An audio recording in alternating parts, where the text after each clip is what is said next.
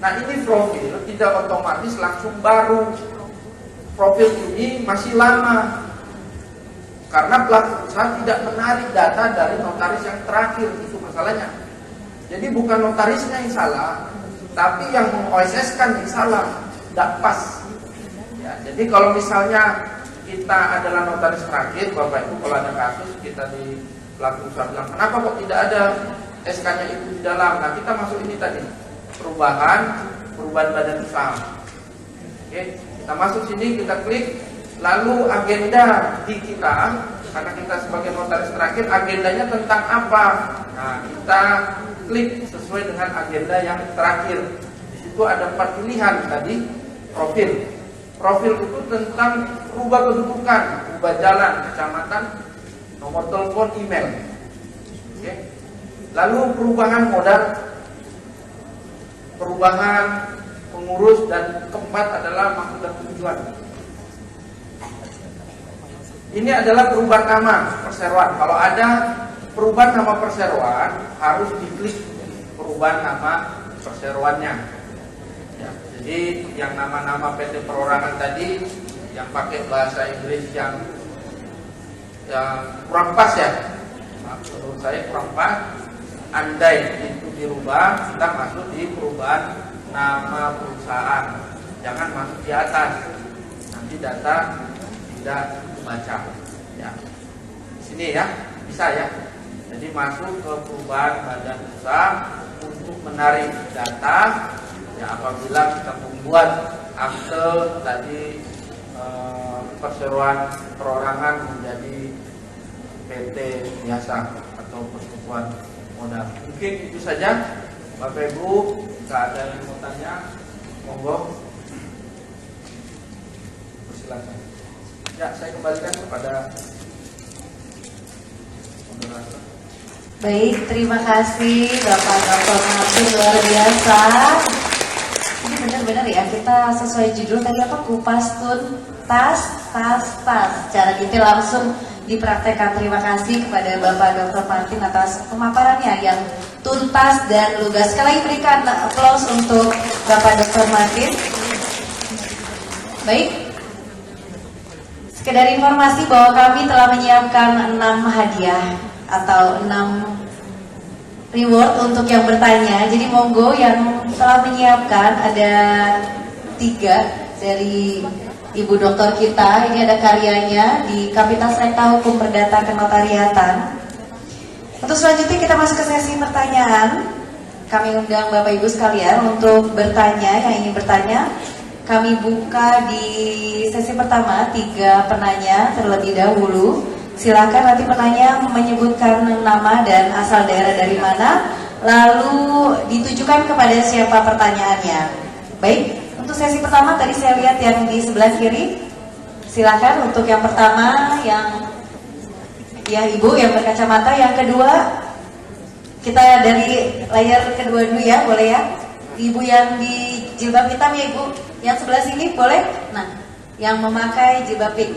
Oke. 3 penanya pertama, silakan Ibu terlebih dahulu yang di depan. Ada mic-nya di belakang ya, punten Ibu.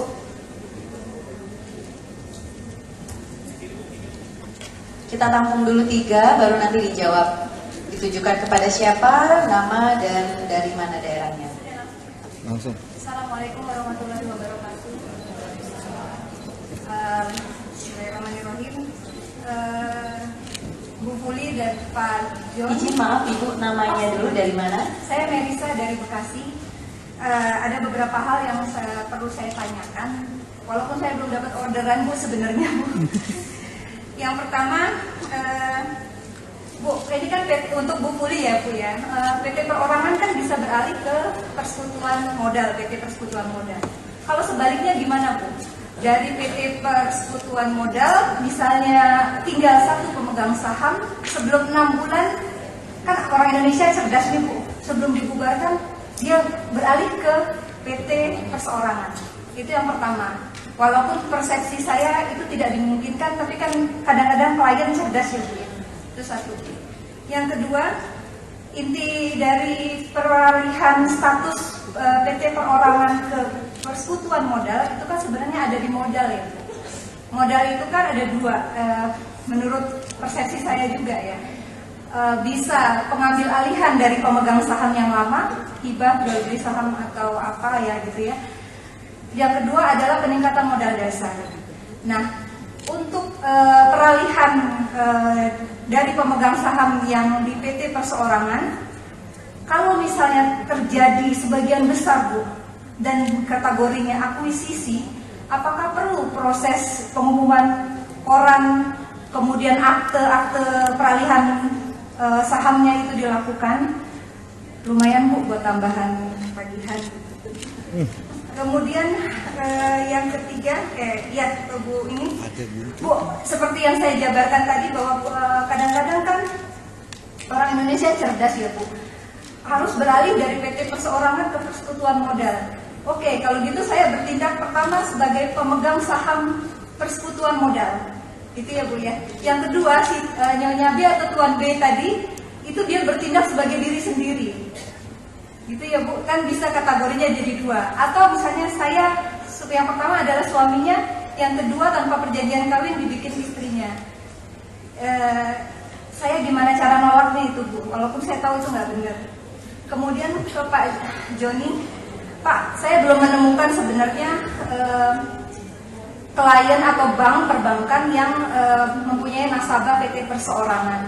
Tapi biasanya kalau saya dapat orderan dari PT dari bank untuk PT persekutuan modal, itu saya cek aku Pak. Tapi yang murah meriah ya Pak, tergantung ini ya Pak, plafon yang 50.000 minimal gitu ya Pak ya.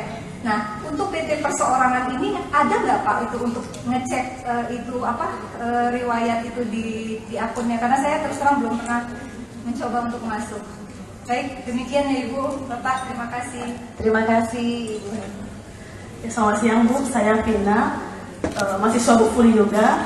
Pak Martin, saya juga kenal Pak WA ya Pak. Pak sorry, dan Bu Fuli, saya ingin bertanya yang pertama mengenai aset.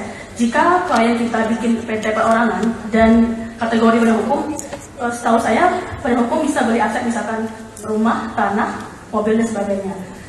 Dan saya juga baru tahu jika PT perorangan harus didaftar per tahun. Bagaimana hasil jika PT perorangan tersebut sudah beli aset dan tidak daftar perpanjangan registrasi untuk tahun selanjutnya? Apakah aset itu masih milik PT atau gimana Pak status aset tersebut? Dan yang kedua, saya mohon maaf Ibu, please. Yang kedua, apakah setelah 1 tahun PT tersebut tetap bisa diubah jadi PT biasa tanpa perpanjangan atau registrasi PT perorangan? Dan yang ketiga kepada Pak Martin mengenai OSS. Iya. Sorry Bu, satu lagi. Gak apa-apa. Mengenai akunnya, saya udah coba bikin akun PTP, perubahan juga pernah melakukan. Tapi terkait akun, jika si owner datang dan bikin perubahan akun dan dia tidak punya akun, di sistem itu tidak bisa lupa akun atau menutup akun atau koneksi ke email. Bagaimana cara kita untuk mengambil akun PTP itu seperti OSS gitu Pak? Apakah ada caranya melalui aku atau pihak lain atau gimana? Terima kasih. Selamat ya.